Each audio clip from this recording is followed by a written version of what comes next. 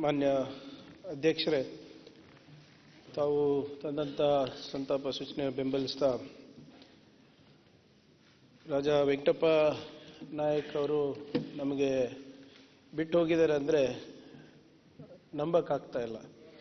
ಯಾಕಂದರೆ ಅವರು ನಮ್ಮ ಕುಟುಂಬಕ್ಕೆ ಭಾಳ ಬೇಕಾದವರು, ಸಮೀಪದಿಂದ. ನನಗಂತೂ ವೈಯಕ್ತಿಕವಾಗಿ ಅವರು ಹಿರಿಯ ಸಹೋದರರ ಥರ ಇದ್ದರು. ಅವರು ಭಾಳ ದೊಡ್ಡ ಮನಸ್ಸು ಅಧ್ಯಕ್ಷರೇ. ಅವರಿಗೆ ಯಾವುದಕ್ಕೂ ಇಲ್ಲ ಅಂತ ಇರಲಿಲ್ಲ.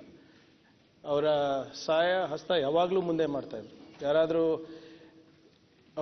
ಸಣ್ಣ ಪುಟ್ಟ ರೋಗ ಇದ್ದಾಗ ಒಂದು 10-20 ರೂಪಾಯಿ ಕೇಳಕ್ಕೆ ಬಂದಿದ್ರೆ 50 ರೂಪಾಯಿ ಕೊಟ್ಟೆ ಕಳಿಸ್ತಾ ಇದ್ದವನ್ನ ವಿನಃ ಯಾರಿಗೂ ಇಲ್ಲ ಅಂತ ಇರಲಿಲ್ಲ. ಅವರ ಹೆಸರು ರಾಜಾ ವೆಂಕಟಪ್ಪ ನಾಯಕ್. ರಾಜ್ಯದ ಮನೆತನದಿಂದ ಬಂದರೂ ಕೂಡ ಪ್ರಜೆಯ ಜೊತೆ, ಜನರ ಜೊತೆ, ಶ್ರೀಸಾಮಾನ್ಯರ ಜೊತೆ ಬರ್ತಂಥ ವ್ಯಕ್ತಿ ಅಧ್ಯಕ್ಷರೇ ಅವರು. ಅವರು ಕುಟುಂಬ ಅಪಾರವಾದಂಥ ಕೊಡುಗೆ ಇದೆ ಇತಿಹಾಸದಲ್ಲಿ. ಅವರು ಬ್ರಿಟಿಷ್ ವಿರುದ್ಧ ಹೋರಾಟ ಮಾಡಿ ನಮ್ಮ ಭಾಗದಲ್ಲಿ ಅಷ್ಟೇ ಅಲ್ಲ, ಇಡೀ ನಮ್ಮ ಆಂಧ್ರ ಇರ್ಬೋದು, ನೆರೆ ತೆಲಂಗಾಣ ಇರ್ಬೋದು, ಅಲ್ಲೆಲ್ಲನೂ ಕೂಡ ಅವ್ರ ಬಗ್ಗೆ ಸಾಕಷ್ಟು ಕಥೆಗಳು ಹೇಳ್ತಾರೆ. ಅಂದರೆ ಫೋಕ್ ಟೇಲ್ಸ್ ಅಂತ ನಾವೇನು ಹೇಳ್ತೀವಿ, ಲೆಜೆಂಡ್ರಿ ಫೋಕ್ ಟೇಲ್ಸ್ ಅಂತ ಹೇಳ್ತೀವಿ. ಪಠ್ಯಪುಸ್ತಕದಲ್ಲೂ ಕೂಡ ಆ ಸಂಸ್ಥಾನದ ಬಗ್ಗೆ ಮತ್ತು ಅವರು ಏನು ಸಾಧನೆ ಮಾಡಿದ್ರು ಬ್ರಿಟಿಷ್ ವಿರುದ್ಧ, ಅದ್ರ ಬಗ್ಗೆ ಪಠ್ಯಪುಸ್ತಕದಲ್ಲಿ ಕೂಡ ಪಾಠ ಇರ್ತಾ ಇತ್ತು ಅಧ್ಯಕ್ಷರೇ, ನಾವು ಚಿಕ್ಕವರಿದ್ದಾಗ. ಮೊನ್ನೆ ಪಠ್ಯಪುಸ್ತಕ ಪರಿಷ್ಕರಣೆ ಮಾಡಿದಾಗ ಸಾಕಷ್ಟು ಬದಲಾವಣೆಗಳಾಯಿತು. ಆವಾಗ ಈ ಪಾಠನೂ ಬಿಟ್ಟು ಹೋಗಿತ್ತು ಅಧ್ಯಕ್ಷರೇ. ನಾವು ಅಹೋರಾತ್ರಿ ಧರಣಿ ನಾವು ಬಸವಣ್ಣನವ್ರ ಬಗ್ಗೆ, ಬಾಬಾ ಸಾಹೇಬ್ರ ಬಗ್ಗೆ ಹಲವಾರು ವಿಚಾರ ತಗೊಂಡು ನಾವು ಅಹೋರಾತ್ರಿ ಧರಣಿ ನಾವು ಕಲಬುರಗಿನಲ್ಲಿ ಮಾಡಿದ್ವಿ. ನಾವು ಅವ್ರಿಗೆ ಕರೆಯೋದು ಮರ್ತೋಗಿತ್ತು. ನಾವು ಮಾಡ್ತಾ ಇದ್ದೀವಿ ಪ್ರತಿಭಟನೆ ಅಂತ ಹೇಳಿರಲಿಲ್ಲ. ಆದರೂ ಕೂಡ ಅವ್ರು ಬಂದು ಕೂತರು, ಇಡೀ ರಾತ್ರಿ ಬಂದು ಕೂತರು.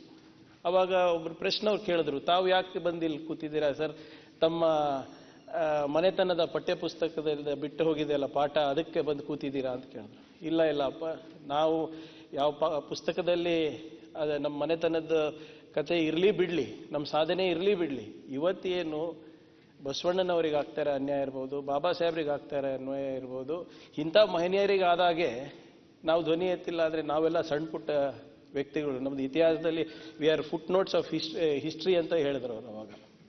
ಸೊ ಅಂಥ ದೊಡ್ಡ ವಿಶಾಲವಾದಂಥ ಹೃದಯ ಅವ್ರದ್ದು.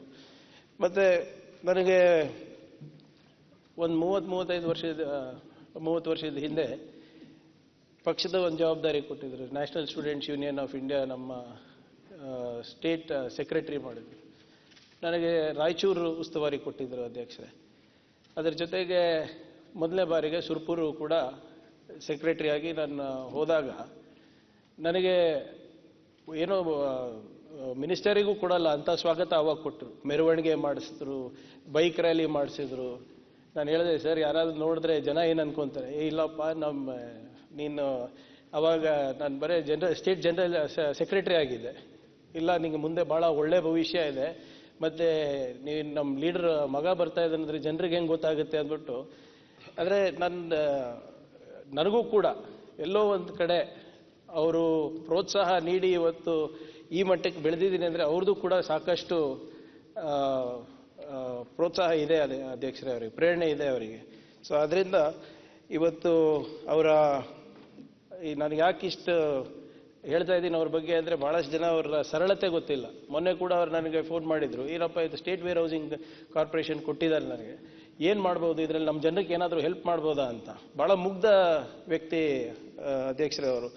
ಆಮೇಲೆ ನಾನು ಎಕ್ಸ್ಪ್ಲೇನ್ ಮಾಡಿದೆ, ಹಿಂಗೆ ವೇರ್ ಹೌಸಿಂಗಿಗೆ ನಾವು ಲಾಜಿಸ್ಟಿಕ್ಸಿಗಿರ್ಬೋದು, ಬೇರೆ ಬೇರೆ ಇದಕ್ಕಿರ್ಬೋದು, ರೈತರಿಗಿರ್ಬೋದು ಮಾಡ್ಬೋದು ಅಂದಾಗ ಅವಾಗ ಅವ್ರಿಗೆ ಮನಸ್ಸಿಗೆ ಸಮಾಧಾನ ಆಗಿ, ಇಲ್ಲ ನಮ್ಮ ಜನರಿಗೆ ಒಂದು ನೀಲಿ ನಕ್ಷೆ ಹಾಕಪ್ಪ ನಮ್ಮ ಭಾಗಕ್ಕೆ, ನಾವು ಖಂಡಿತವಾಗೂ ಇದನ್ನು ಅನುಷ್ಠಾನಕ್ಕೆ ತರೋದು ಜವಾಬ್ದಾರಿ ನಂದು ಆಗುತ್ತೆ ಅಂತ ಅವರು ಒಂದು ಕನಸನ್ನು ಕೂಡ ಕಂಡಿದ್ರು ಅಧ್ಯಕ್ಷ. ಸೊ ಹಾಗಾಗಿ ಇವತ್ತು ಅವರ ಸರಳತೆ ಮತ್ತು ಅವರ ದೊಡ್ಡ ಮನಸ್ಸು ಮತ್ತು ಅವರ ವ್ಯಕ್ತಿತ್ವವನ್ನು ನಾವು ನೋಡಿ ಭಾಳಷ್ಟು ಕಲಿಯೋದಿದೆ. ನಾನು ಹೇಳ್ದಂಗೆ ವೈಯಕ್ತಿಕವಾಗಿ ನನಗೆ ಕೂಡ ಭಾಳ ಒಂದು ದೊಡ್ಡ ಹಿನ್ನಡೆ.